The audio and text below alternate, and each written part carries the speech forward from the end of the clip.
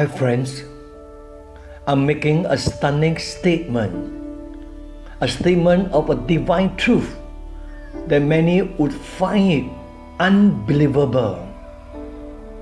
We are a gift from God to His Son, Jesus. Yes, for the sharing today, I may be accused for being sentimental, emotional, or treating the gospel of Christ with a romanticized view. The Bible is a unique revelation from God to His people. Jesus Christ is the theme from the beginning to end. Though His name is not mentioned in the Old Testament, in the New Testament, Jesus is the Word, the living Word. Reading from Hebrews chapter 1, the first 3 verses. Long ago, at many times and in many ways, God spoke to our fathers by the prophets. But in this last day, He has spoken to us by His Son, whom He appointed the heir of all things, through whom also He created the world. He is the radiance of the glory of God and the exact imprint of His nature, and He upholds the universe by the word of His power. After making purification for sin, He sat down at the right hand of the Majesty on high. Friends, do you and me know that all those who have been predestinated are collectively a gift from God to His Son, Jesus Christ, our Master, Savior, and Lord? A gift which will never be lost or forgotten? Well, those who are faithful to God's revealed word in Scripture, often they will be preoccupied with the sovereignty, the majesty, and the holiness of God. That is only right. I love those who unrelentingly and courageously preach the divine attributes of God, that sometimes make them more like hell preachers than preachers of God's love. I am no exception. But that need not be so, because the full counsel of God entails loving God, fearing God, trusting God, and worshiping of God. Today, I would like to draw your attention to a portion of Scripture from the Gospel according to John in chapter 17, the high priestly prayer.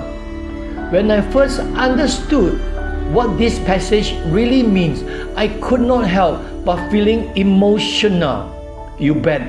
It's for the right reason and for the true cause. I was thankful and grateful. Let us read the passage carefully. I will then enlighten you what Jesus means in His own words of prayer. It was the last night Jesus spent with His disciples before He was arrested in chapter 18. This entire chapter 17 contains only the prayer of Jesus Himself, a must-read and a must-understand chapter, a glimpse of the intimacy between God and His Son Jesus. In this chapter, Jesus prayed for Himself, then for His disciples, and then later for all the believers. Here He prays for His disciples. Let us read carefully. 17 verse 2, since you have given Him authority over all flesh to give eternal life to all whom you have given Him. Verse 6 through verse 12, I have manifested your name to the people whom you gave me out of the world. Yours they were, and you gave them to me, and they have kept your word. Now they know that everything you have given me is from you. For I have given them the words that you gave me, and they have received them and have come to know in truth that I came from you, and they have believed that you sent me. I am praying for them. I'm not praying for the world, but for those whom you have given me, for they are yours. All mine are yours, and yours are mine, and I am glorified in them. I am no longer in the world, but they are in the world, and I'm coming to you. Holy Father, keep them in your name, which you have given me, that they may be one, even as we are one. While I was with them, I kept them in your name, which you have given me. I have gathered them, and not one of them has been lost, except the son of destruction, that the scripture might be fulfilled. Here it refers to Judas the betrayer. 7 points I would like to share with you. Number 1, in verse 2, given by the Father. For those who have faith and believe in Christ, they are given by the Father to the Son. Number 2, in verse 6 and verse 9, they were yours. They were yours. In verse 9, they are yours. Number 3, in John chapter 6 verse 37, before conversion, they belong to God. Number 4, in Ephesians chapter 1 verse 14, chosen before the foundation of the world. Number 5, in Revelation chapter 17 verse 8, names written in the book of life. Number 6, in Acts chapter 18 verse 10, many people in Corinth who belong to God but are not yet saved. Number 7, in John chapter 10, the first 5 verses, Jesus is the good shepherd. His sheep will hear his voice. Then later in verse 16, there are other sheep that he will bring to his flock. The prayer of Jesus to the Father deeply shook me with consolation, conviction, and confirmation. We are a gift to Jesus from the Father. How could this be possible? We have only been taught that Jesus is a gift to us from the Father, which is so profoundly true and real.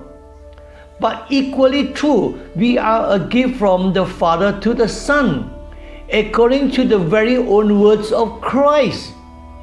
By this divine token, we realize that those who are His have been predestinated even before the foundation of the world. Hence, Jesus will forever appreciate this gift from the Father without letting anyone become lost and forgotten. Thank you, Father God. Let us pray. Father, thank you for drawing us to your Son, or else we would be forever lost and damned.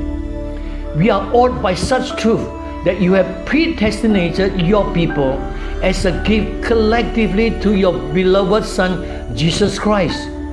What an amazing truth, one that speaks of such powerful and amazing grace from you, our Creator God.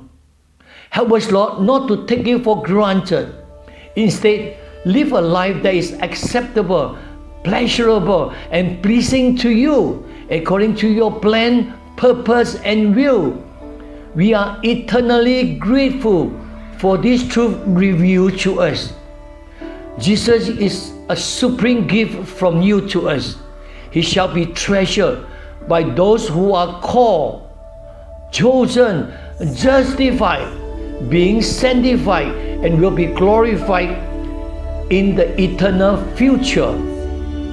Jesus Christ will be magnified and glorified forever, ever. In His name we pray. Amen. Amen. Till we meet again another time. Bye-bye.